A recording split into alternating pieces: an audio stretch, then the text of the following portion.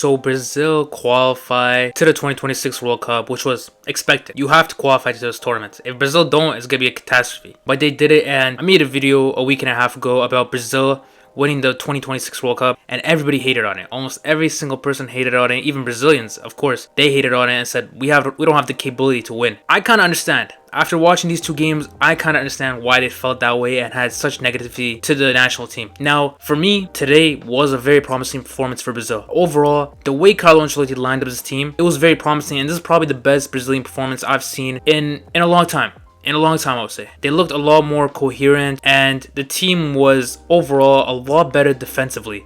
And that's one thing that Carlo Ancelotti so far has done on this run. Defensively, incredible job so far. This Brazil team, as you know, I mean, when you got Alexandro at left back, come on, bro. Alexandro at left back. Like, the time's it's kind of done for him to be in the Brazilian national team. The time's done for that. He's 35. He's a left back that hasn't been good for ages. He's having a decent season in Flamengo, but he's 35. He's 35. So what I'm hoping for Brazil is that they can get some youngsters to flourish by the next year. Hopefully defenders. Today we saw one good find. One good find so far in defense has been Alexandro. Not the left back, the defender. Alexandro from Lille. Great find. Great find, because him beside Marquinhos, they kind of have a great partnership, I would say. They kind of have a good partnership. And in my opinion, so far what he's done is better than Gabriel from Arsenal. I'm seeing a better level from Alexandro than Gabriel, and we'll see what happens when Gabriel comes back. It's going to be interesting to see what Carlo's stance on the center backs is. Is he gonna play Gabriel and Marquinhos, or when Militao comes back, is he gonna play him, or is he going to go with Alexandro? So far in these two games has been very good. And in that video I made a week ago, another point I made was that Casemiro's return to this national team would be huge. It will be massive. I've been proven right so far. Obviously, we don't know what Casemiro's gonna look like in a year's time in the World Cup. We don't know. He could have aged horribly, even worse. But Casemiro is needed. He is needed in this Brazil team. Him and Bruno Guimaraes in that pivot is extremely important when you have such a loaded attack. You need two guys who are gonna win every ball, and also they're pretty good when it comes to passing and playing out the back. Hopefully, he keeps up this level to the World Cup, because I think he's massively needed for that World Cup. And there's a reason why Carlo Ancelotti decided to bring him back, and he hasn't been in the national team for 3 years. But Carlo Ancelotti clearly sees that Casemiro is really needed in this team. And guys, Paraguay is a good team. It's not some brush-off game. Paraguay, since their new coach has taken over, have not lost a single game. This is their first loss since their new coach took over. And they're, of course, probably going to make the World Cup. They're in a very good standing. Beating Paraguay is not some little thing. But yeah, overall, I thought Brazil, honestly, the way they played the first half, it is the best first half I've seen from Brazil in a long time. I can't even recall. It's been a very long time. And the lineup Carlo Ancelotti decided to put out was a 4-2-4. And we could say it was more like a 4-2-2. I don't know, but all we knew, there was a big front four of Martinelli, Cunha, Rafinha, and Vinicius, who was up top in a role that I haven't seen from him in, I guess you could say, 2 years. Even 2 years ago when he was partnered up with Rodrigo up front, most of the time he would shift left, try to cut in and score. This role he had today was a lot different. He was basically a striker today. He was basically a striker, which I didn't really expect Carlo Ancelotti to play him like this. But I can't say that he was unbelievable, he was insane. But the thing is, he got the goal. Vinicius got the goal. I heard a stat while watching the game, and it was in the last 22 games, Vinicius has only been involved when it comes to goals and assists in 3 of them. So he's only contributed in 3 of those games out of 22, which is horrible. That is a horrible record, and for him to get this goal today was massive. And I think under Carlo Ancelotti, as I said, he will make Vinicius feel like the main man, which is what he needs. He needs to feel like the main man. A lot of times in this Brazil team, he doesn't play to his fullest potential, and that's a huge issue for Vinicius if Brazil wants to get to the top. He needs to play like he is for Real Madrid. You could say this season he was bad, you could say that, but still, Vinicius Jr., he was still trying his best. Still, when it comes to goals and assists, he had 21 goals and 15 assists. If that's a bad season, then wow.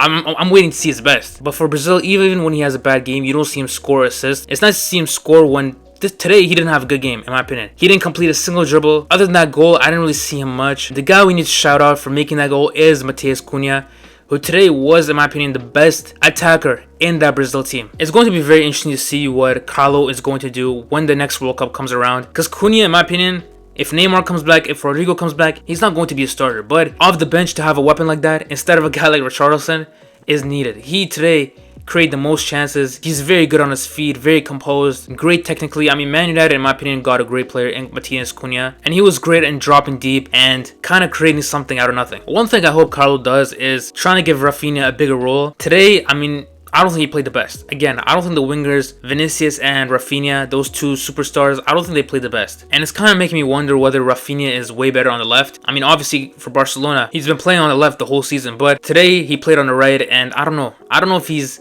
obviously not used to that position in a long time. So maybe play him on the left. Maybe you could play on the left. We'll have to see what Carlo does on that. But if there's one thing that's for certain, Brazil's attack still is on fire, and I think they have a lot of depth. They just need that finisher, and I think one of Rodrigo and Vinicius is going to have to become that. Because today, the amount of chances that were missed, it's a disaster. It's a disaster. You can't miss that many chances. Another question that's ringing in my head is Neymar. Can Neymar come back? Because I feel like this team needs Neymar badly. Today, I think when you see Casemiro and Gomes in that double pivot, you need someone to create and help out that midfield. Cunha, yes, he did a great job today. He did a fantastic job. But Neymar, you already know, he can do it at a different level.